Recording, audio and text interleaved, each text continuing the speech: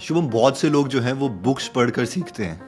आपने कौन सी बुक्स पढ़ी हैं स्पेशली इन्वेस्टिंग के ऊपर? फेमस इन्वेस्टर्स विजय केडिया हो गए, रामदेव अग्रवाल हो गए, ऐसे बड़े बड़े इन्वेस्टर्स, इनकी इंटरव्यूज के कलेक्शन हैं। ये कभी भी अपने टीवी इंटरव्यूज में आकर और ये सब अपनी डिटेल में ना एक एक प्रोसेस नहीं बताते। वो इस बुक में इंटरव्यूज के फॉर्म में काफ़ी अच्छे तरीके से बताया गया है। अगर आप इंडियन हैं और इंडिया में इन्वेस्ट करते हैं तो ये बुक जरूर पढ़िएगा। वन अपॉन वॉल स्ट्रीट जो है आपकी ग्राउंड रूल सेट करती थी, लेकिन ये जो बुक है ये आपको गलती करने से बचाती है। बुक पढ़ेंगे तो और ज़्यादा डिटेल में समझ आएगा। ये बुक बात करती है गोल्स के बारे में, कि काफ़ी लोग क्या करते हैं ना कि बड़े बड़े सपने सोचते हैं कि हम ये करेंगे, गोल्स बनाते हैं कि हम ये अचीव करेंगे, हम ये अचीव करेंगे, राइट, लेकिन प्रोसेसेस नहीं बनाते हैं। ये बुक जो है फोकस करती है प्रोसेसेस ओवर एक्चुअली में जो आपके गोल्स हैं।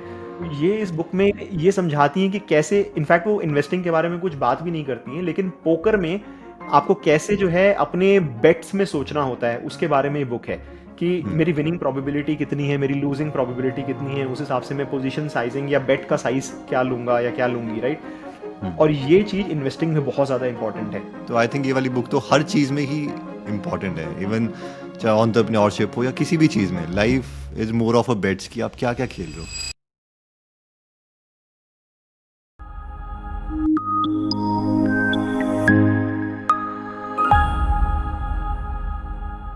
शुभम, बहुत से लोग जो हैं वो बुक्स पढ़कर सीखते हैं, क्योंकि जो सालों का एक्सपीरियंस होता है किसी का, वो आप बहुत जल्दी सीख सकते हो। आपने कौन सी बुक्स पढ़ी हैं स्पेशली इन्वेस्टिंग के ऊपर, जो कोई भी सीख सकता है उससे बहुत जल्दी? टू बी ऑनेस्ट, मैं जैसे कुछ लोग होते हैं एकदम बुक वर्म, जैसे रोज मतलब किताबें पढ़े ही जा रहे हैं और हर 2-3 दिन में किताब को फिनिश कर दे रहे हैं। मैं पर्सनली वैसा बुक वर्म नहीं हूँ, टू बी जी। ऑनेस्ट। मतलब मेरा एक्चुअली थोड़ा अलग वो है। मैं क्या करता हूँ, जैसे अगर बहुत लोग क्या होता है ना कि मूवी देखने जाते हैं हॉल में, राइट, उनका ये होता है कि वीकेंड है, छुट्टी है, तो मूवी देखना ही है। अब उस हफ्ते कोई ढंग की मूवी नहीं आई तो भी उठा करके बस हॉल में पहुंच गए, जो भी आई है वो देख लिया, जी। राइट। और कुछ लोग होते हैं जो कि ऐसे होते हैं कि भाई वेट करते हैं, 6 महीने वेट करेंगे, 3 महीने वेट करेंगे। जब एटलीस्ट 8+ IMDb रिव्यूज़ वाली मूवी आ जाएगी ना, दोस्तों से तारीफ आने लगेगी, भाई ये मूवी तो बड़ी अच्छी है, सिर्फ हाँ। तब जाएंगे और वो मूवी देख कर आ जाएंगे। जी। तो मैं काइंड ऑफ थोड़ा वो सेकंड कैटेगरी में फॉल करता हूँ। मैं बहुत ज़्यादा बुक्स नहीं पढ़ता, लेकिन जब ऐसा होता है कि वो कोई क्लासिक बुक है या जो मैं ऑलरेडी कर रहा हूँ उसको कॉम्प्लीमेंट कर रही है, या अगर मैं कोई पर्टिकुलर टाइप की रिसर्च कर रहा हूँ या कोई कंपनी उसको स्टडी कर रहा हूँ और उसके धंधे को समझने के लिए मुझे कुछ पढ़ना है, सिर्फ तब मैं उस बुक को मंगा करके जो है I I try to read. That is how I work. Okay. But nevertheless I think काफ़ी इंटरेस्टिंग इंटरेस्टिंग बुक्स हैं, खासकर इन्वेस्टिंग के ऊपर। तो फिर भी मतलब मेजोरिटी बुक्स मैंने इन्वेस्टिंग के ऊपर ही पढ़ी हैं, तो जी। उसके बारे में डेफिनेटली मैं बात कर सकता हूँ। आई थिंक पहला गेस तो मैं कर सकता हूँ कि पहली क्लासिक बुक तो आपकी पक्का होगी, इंटेलिजेंट इन्वेस्टर। नहीं, एक्चुअली मेरी इंटेलिजेंट इन्वेस्टर नहीं है, क्योंकि मैं ओके। थोड़ा थोड़ा बेंजामिन ग्राम के जो व्यूज़ हैं उनसे डायरेक्टली अलाइन नहीं कर पाया अपने आप को, क्योंकि जी। वो जो है बेसिकली वो सिगार बट इन्वेस्टिंग कह लो, या जो सस्ता मिल रहा है वहीं पे पैसा डालो, वो है। मैं personally one up on wall street यानी पीटर लिंच की जो थ्योरी है उससे ज़्यादा अलाइन करता हूँ। तो जी। मेरी फेवरेट बुक एक्चुअली वही है। और मैं कोई भी जना अगर स्टार्ट आउट कर रहा है इन्वेस्टिंग करना, तो जी। आई फील वो जो एक बेसिक प्रिंसिपल्स होते हैं ना इन्वेस्टिंग के, वो सही तरीके से ले डाउन कर देती है। और जो पूरी की पूरी मार्केट है उन्हें डिफरेंट डिफरेंट कैटेगरीज में बांट के अलग अलग तरीके से कैसे एनालाइज करना है उसके बारे में। तो आई वुड हाईली रिकमेंड कि अगर कोई भी स्टार्ट आउट कर रहा है तो वन अपॉन वॉल स्ट्रीट से स्टार्ट करे फंडामेंटल इन्वेस्टिंग। तो बेसिकली पीटर लिंच ने ना, आई थिंक, अगर किसी को नहीं पता तो पीटर लिंच एक बहुत ही ज़्यादा फेमस इन्वेस्टर थे। मिशेलन फंड करके जो है यूएस में एक फंड हुआ करता था, वो चलाते थे, और उनका ट्रैक रिकॉर्ड फिनोमिनल था। उन्होंने जो है अपनी जो इन्वेस्टर्स थी उनकी वेल्थ को ने मल्टी एक्स कर दिया था ओवर द 10 ईयर पीरियड, जो कि एंड आई थिंक उनका one of the highest return था। तो एनीवेज इस बुक में जो है क्या बताया गया है कि कैसे आप कंपनीज को fast growth, slow growth, cyclicals, stalwarts, turnarounds, right, ऐसे जो है डिफरेंट डिफरेंट कैटेगरीज में बांट के अलग अलग तरीके से एनालाइज कर सकते हो, और कैसे बाय और सेल डिसीजन हर कंपनी के, हर कैटेगरी ऑफ कंपनी के अलग अलग अलग तरीके से होंगे। लिए जाते हैं। सेकंड बुक, शुभम, कौन सी आप रेकमेंड करोगे? नेक्स्ट बुक मैं बोलूँगा rich dad poor dad, right, Robert ji. Kiyosaki की बुक। आई थिंक शायद बहुत लोगों ने ऑलरेडी पढ़ी होगी, लेकिन अगर नहीं पढ़ी है तो मैं बोलूँगा कि भाई हर किसी का जो होता है ना, यहीं से शुरुआत होती है। तो शुरू में हर किसी को I think rich dad poor dad जो बुक है वो बेसिकली रॉबर्ट कियोसाकी बताते हैं कि कैसे उनके दो डैड्स हैं, एक रियल डैड और एक जो है उनके फ्रेंड के फादर थे, जो कि एक बिजनेसमैन थे। और इनके जो फादर थे, इनके खुद के फादर, वो एक्चुअली में एक एम्प्लॉई थे, तो उनका जो माइंडसेट था वो हमेशा से एक एम्प्लॉय माइंडसेट था, वर्सेस जी उनके फ्रेंड के डैड का जो है वो हमेशा बिजनेस वाला माइंडसेट था। तो जी इन्होंने क्या सीखा कि कैसे, इनफैक्ट मतलब ये आप शायद अपनी लाइफ में भी रिलेट कर पाते होंगे, मैंने ऐसा बहुत बार देखा है कि जो भी एम्प्लॉयज़ होते हैं वो जनरली, अभी तो काफ़ी ज़्यादा अवेयरनेस हो गई है, लेकिन अगर आप पिछली जनरेशन में देखोगे तो आ, उनका जो गोल होता था वो ये होता था कि भाई सेविंग के ऊपर बहुत ज़्यादा फोकस होता था जी रादर देन इन्वेस्टिंग, सेफ्टी के ऊपर, यानी कि अपनी शेल में रहना है, अपने पैसे को संभाल के रखना है, right. I think which is not a bad thing. लेकिन वर्सेस, जैसे मैं पर्सनली एक बिजनेस क्लास फैमिली से बिलोंग करता हूँ, तो हिस्टोरिकली मेरे फादर, मेरे दादा, मेरे परदादा हमेशा बिजनेस ही करा है, किसी ने मेरे फैमिली में आज तक जॉब नहीं करी। मैं अपनी पूरी फैमिली में पहला बंदा था जिसने जॉब करी है। वाह तो मतलब लेकिन उसका एक फ़ायदा भी है, क्योंकि मैंने ना हमेशा से, आई थिंक काफ़ी बार क्या होता है कि बिजनेस में, बिजनेस क्लास फैमिलीज में जो पैसे को लेकर एक ओपननेस होती है, हम्म राइट। सर्विस क्लास फैमिलीज में क्या होता है कि पैसा एक ऐसी चीज़ होती है, छुपाने वाली चीज़ होती है, उसके बारे में घर पे कभी बात नहीं की जाएगी, उसके बारे में थोड़ा सा हश मेरे केस हश। में एकदम ऑपोजिट है। मैं आई थिंक फर्स्ट हूँ जो नौकरी छोड़ के स्टेबल जॉब छोड़ के बाहर आ गया हूँ और इसमें लगा हूँ या एंटरप्रेन्योरशिप में। सही बात है। तो आई थिंक वो थोड़ा इन्वायरमेंट अलग होता है, बिजनेस क्लास फैमिलीज और service class. As a family discussion क्या बात हो रही है, मतलब मैं आपको जैसे रियल बताता हूँ। जैसे मेरे फादर का बिजनेस था, तो वो क्या होता है कि हर रोज एंड में ना, और पहले तो कैश में ही काम होता था, ये यूपीआई यूपीआई तो सब अब शुरू हुआ है। तो एक थैला आता था, उसमें 5 5 10 10 रुपए के नोट होते थे, वो एक थैला सा होता था, वो घर पे थैला लाया जाता था। और हम पूरी फैमिली मिलके ना 1 घंटा बैठ के उसकी नोटों की गड्डी बनाया करते थे, कि भाई एक एक के नोट यहाँ, दो दो के यहाँ, पाँच पाँच के यहाँ। तो उसमें जनरली ऐसा नहीं होता था कि 100 200 500 वाले नोट तो कुछ ही होते थे, ज़्यादातर छोटी छोटी करेंसी के नोट होते थे, एंड बहुत देर लगती थी उसे सेट करने में। तो वो जो मनी के साथ वो रिलेशन होता है ना, तो वो काइंड ऑफ अपने आप ही बच्चों का भी, क्योंकि बच्चे बैठकर, मतलब हम बच्चे बैठकर जो है बैठ के नोट लगाते थे, तो गड्डियाँ बनाते थे, नोटों को साफ करते थे, तो वो एक रिलेशन बन जाता है।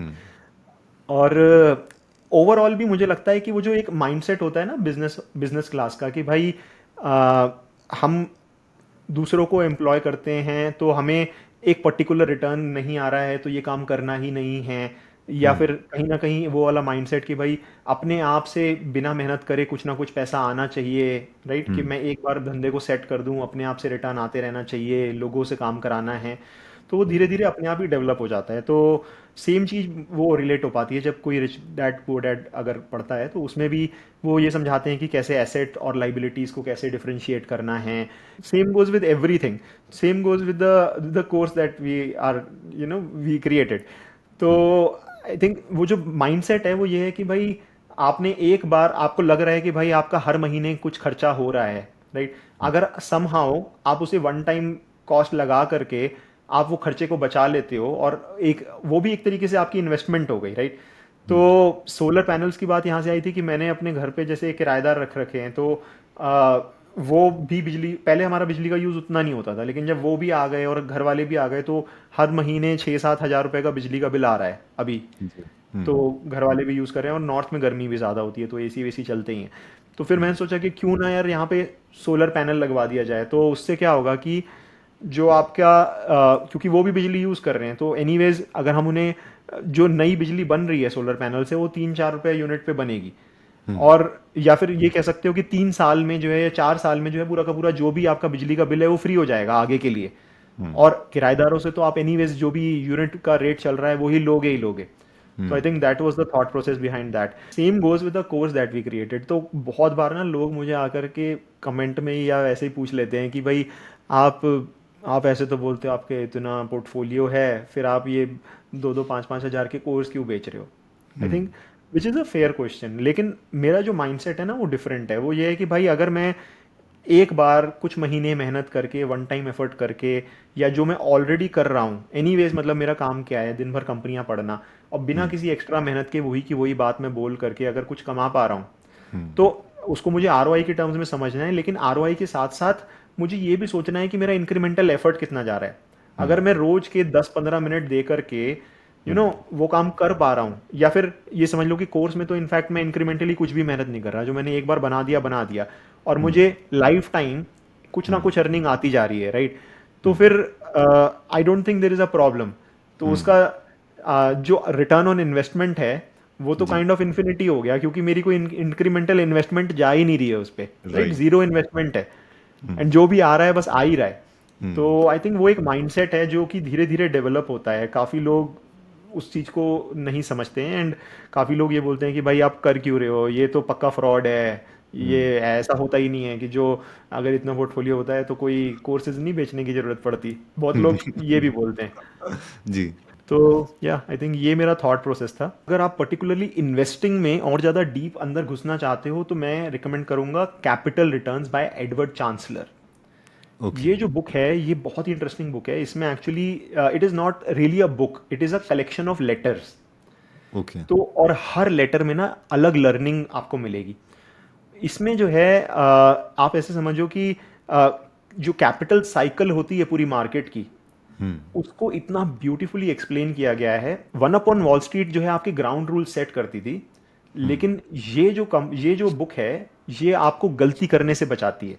ये आपको ये बताती है कि कैसे जो पूरी की पूरी एक साइकोलॉजी होती है, राइट, कंपनीज की, कि जब जब जैसे आपने देखा होगा कि कंपनी जब बहुत ही अच्छा कर रही होती है, उनके फोर्स में इंटरव्यू आ रहे होते हैं, राइट, उनकी बहुत ज़्यादा तारीफ हो रही होती है और ज़्यादातर इन्वेस्टर उसी समय पर जाकर उस कंपनी में इन्वेस्ट करते हैं क्योंकि इतनी पब्लिसिटी हो रही होती है, राइट। जी सिमिलरली एंड कैसे हिस्टोरिकली वो हमेशा वर्स्ट पीरियड होता है इन्वेस्ट करने का। तो इसमें ना जो पूरी की पूरी धंधे की कैपिटल साइकिल होती है वो समझाई गई है कि कैसे जब एक कंपनी में जब कोई नए काफ़ी सारे नए एंट्रेंट्स आने लगते हैं, राइट, तो जी इन्वेस्टर्स बहुत ज़्यादा ऑप्टिमिस्टिक होते हैं। अनाउंसमेंट आ रही होती है, इतने 1,000 करोड़ का नया कैपिटल, नई फैक्ट्री लग रही है कंपनी में, और लोग सोचते हैं कि भाई ये नई फैक्ट्री लग रही है तो अचानक से बहुत ज़्यादा रिटर्न आने लगेंगे। और जनरली ये जो टाइम होता है ये वर्स्ट टाइम होता है इन्वेस्ट करने का, क्योंकि अगर होता क्या है कि अगर एक कंपनी उस समय जो है धंधा लगा रही है, अपना नया कैपेसिटी बढ़ा रही है, तो उसके जो कॉम्पिटिटर्स हैं ना वो भी यही काम कर रहे होंगे, और आने वाले जो 2-3 साल होते हैं उसमें कंपटीशन बढ़ जाता है। तो बेसिकली राइजिंग कंपटीशन कॉजेज आपके जो है below cost of capital return, तो शेयर भी अंडर परफॉर्म करता है क्योंकि मार्जिन गिर जाते हैं और जो आपने कैपिटल लगाया है उस पर रिटर्न आने बंद हो, उतने ज़्यादा अच्छे रिटर्न नहीं आते क्योंकि बहुत सारे लोगों ने उसी समय जो है नया नया कैपेसिटी लगाई है और डिमांड तो उतनी ही थी। जी फिर उसके बाद धीरे धीरे काफ़ी कंपनीज होती हैं जो कि धंधे से बाहर होने लगती हैं, बैंकरप्ट होने लगती हैं, धीरे धीरे कंपटीशन कम होने लगता है, कंसोलिडेशन हो जाता है इंडस्ट्री में, और इन्वेस्टर्स और ज़्यादा पेसिमिस्टिक हो जाते हैं। इन्वेस्टर्स को लगता है कि यार ये तो बिल्कुल बकवास धंधा है, इसमें इस धंधे में पैसा लगाना नहीं चाहिए, आधी कंपनियां बैंकरप्ट हुई जा रही हैं। और ये होता है समय पैसा लगाने का। और फाइनली धीरे धीरे क्या होता है, क्योंकि कंपटीशन कम होने लगता है और डिमांड तो अच्छी होती है, डिमांड ठीक होती है, सप्लाई कम होने लगती है, तो डिमांड सप्लाई का बैलेंस आ जाता है एंड देन धीरे धीरे मार्जिन बढ़ने लगते हैं, स्टॉक बढ़ने लगता है, प्रॉफिट्स बढ़ने लगते हैं। और ये साइकिल बार बार जो है हर 2-3 साल में बार बार होती रहती है।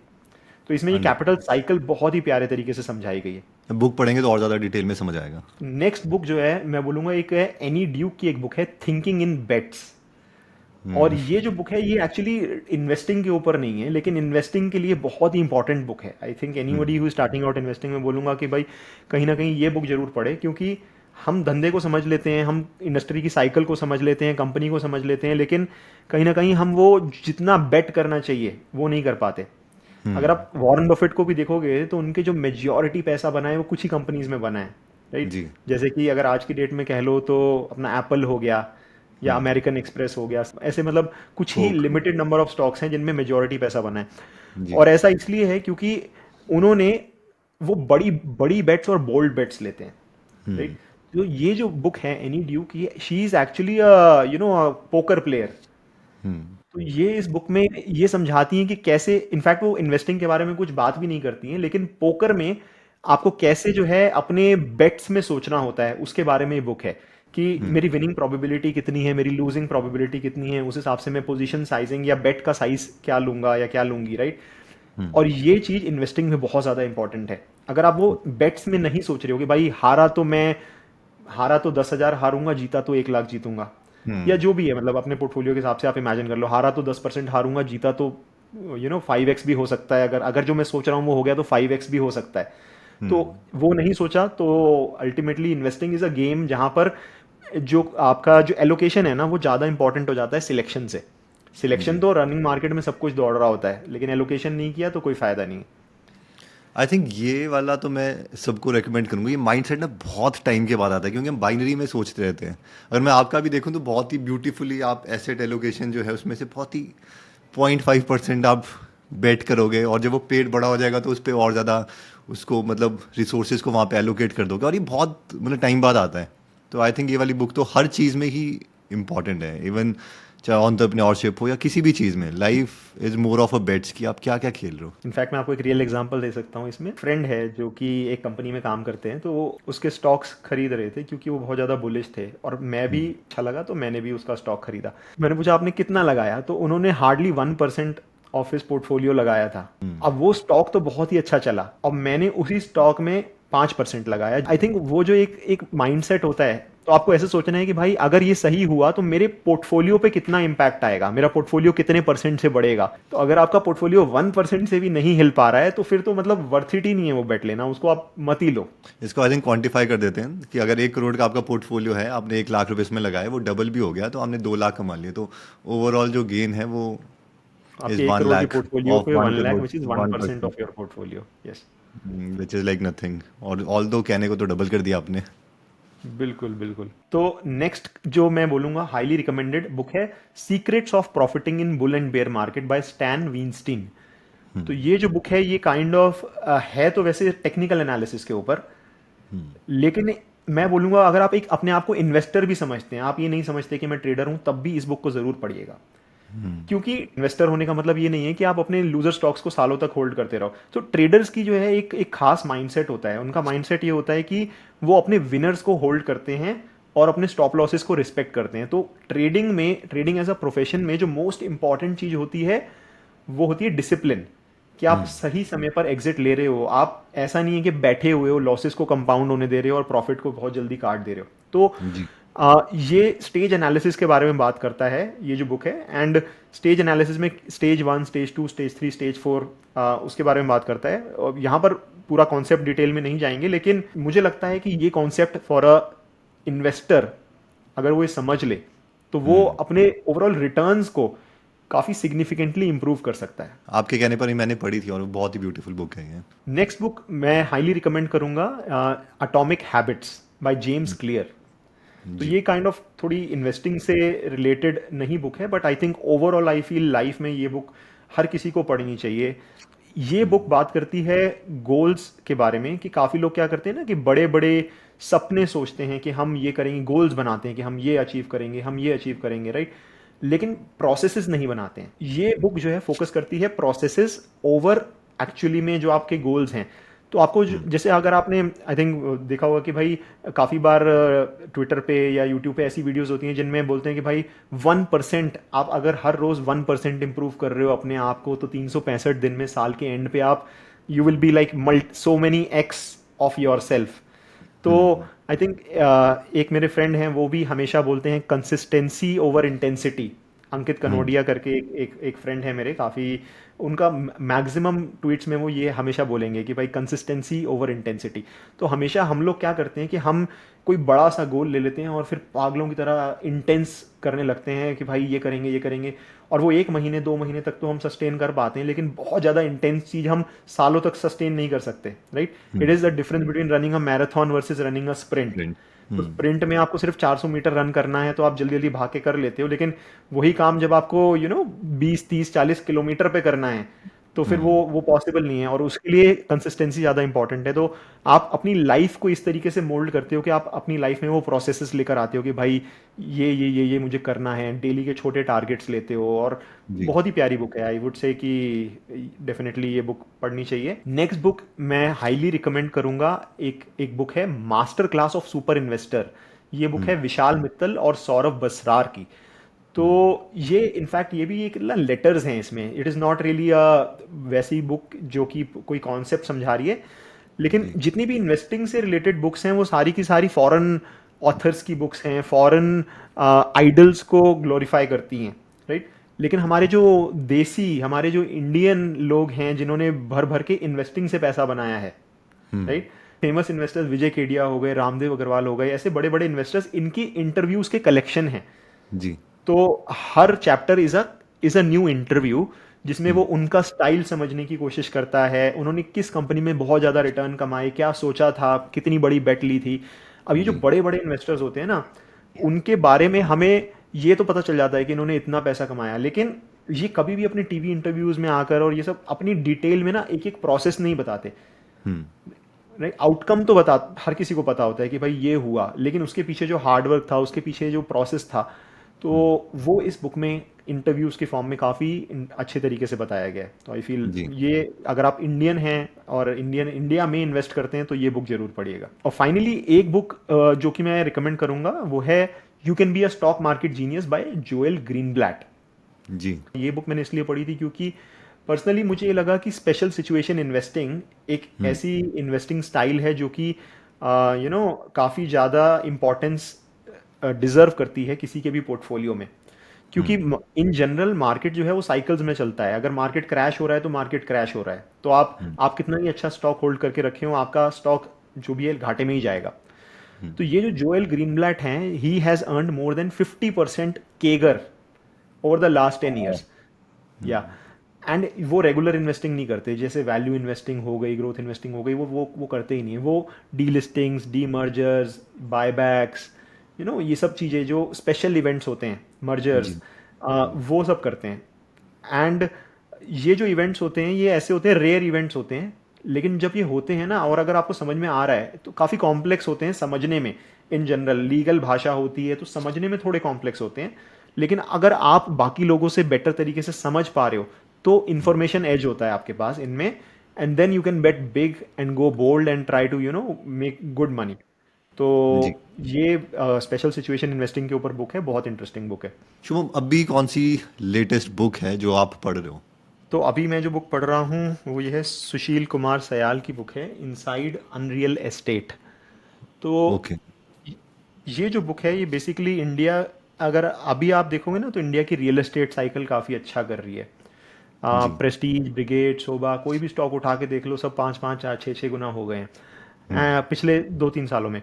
और ये जो बुक है, बाय द वे, मैंने आज तक कभी भी किसी भी रियल एस्टेट कंपनी में इन्वेस्ट नहीं किया, तो थोड़ा सा वो एक नई कॉम्पिटेंसी डेवलप करने के लिए मैंने ये बुक उठाई है। और ये जो बुक है बेसिकली, अगर आपको याद होगा, पहले, अभी आज से कुछ साल पहले, आई थिंक 7-8 साल पहले, एनबीएफसी क्राइसिस आया था, जब इंडिया बुल हाउसिंग, उसके अलावा डीएचएफएल, ये सब कंपनियां डूब गई थी, राइट। और इसकी वजह से पूरा का पूरा एक, और वो क्यों डूबी थी, वो इसलिए डूबी थी क्योंकि इन लोगों ने जो है बिल्डर्स को, बहुत सारे बड़े बड़े बिल्डर्स को, रियल एस्टेट का काम जो करते थे, उन्हें बड़े बड़े लोन्स दिए थे इन एनबीएफसीज ने at a very high interest rate. जी। और रियल एस्टेट की साइकिल खराब हो गई थी, जिसकी वजह से काफ़ी बार ये जो लोन्स हैं वो चुका नहीं पाए थे, और पूरी की पूरी जो रियल एस्टेट, आप बोलो, इकोनॉमी डूम हो गई थी इंडिया में। जी। आपको याद होगा, आज से 7-8 साल पहले नोएडा में इतने प्रोजेक्ट्स हुआ करते थे जो कि आधी बिल्डिंग बनी हुई है और फिर उसके बाद काम बंद हो गया है। हजारों लाखों लोगों ने घर के पैसे डाल करके उन्हें घर नहीं मिला था, राइट। फिर उसके बाद रेरा आया, रेरा का एक्ट आया और वो सब आया। तो ये पूरी की पूरी बुक जो है वो उसी के बारे में है, पिछली साइकिल के बारे में, कि वो पूरी साइकिल किस हुआ क्या तरीके था? से एक्चुअली में क्या हुआ क्या था। तो ताकि थोड़ा और डिटेल में रियल एस्टेट को और समझ सकें, तो उसके और लिए ये आप मैंने ये सिर्फ बुक इसलिए पढ़ा। कर रहे हो ताकि अगली बार जब ये रिपीट हो तो वो पैटर्न आप प्ले कर पाओ? एग्जैक्टली। रियल एस्टेट की साइकिल्स वैसे काफ़ी लंबी होती Amazing. हैं जनरली, अगर आप देखोगे तो जैसे अनलाइक बाकी साइकिल्स जो 2-3 साल की पॉजिटिव और 2-3 साल की नेगेटिव होती है, real estate is a slightly different game, जहाँ पे पॉजिटिव साइकिल 6-7 साल, 8 साल तक भी चल जाती है, और सिमिलरली जो नेगेटिव साइकिल होती है वो 8-8, 10-10 साल तक रहती है। आपने देखा भी होगा पर्सनली, अनलाइक स्टॉक मार्केट, आपके अपार्टमेंट के प्राइजेस 8-8, 10-10 साल तक स्टेगनेट कर जाते हैं। हम्म। तो आई थिंक, या मतलब just trying to add a new competency की, एक शायद इस साइकिल में या अगली साइकिल में कहीं तो काम आ ही जाएगी। ठीक है Shubham, thank you so much. I hope सबको वैल्यू मिली होगी। जय हिंद। जय हिंद।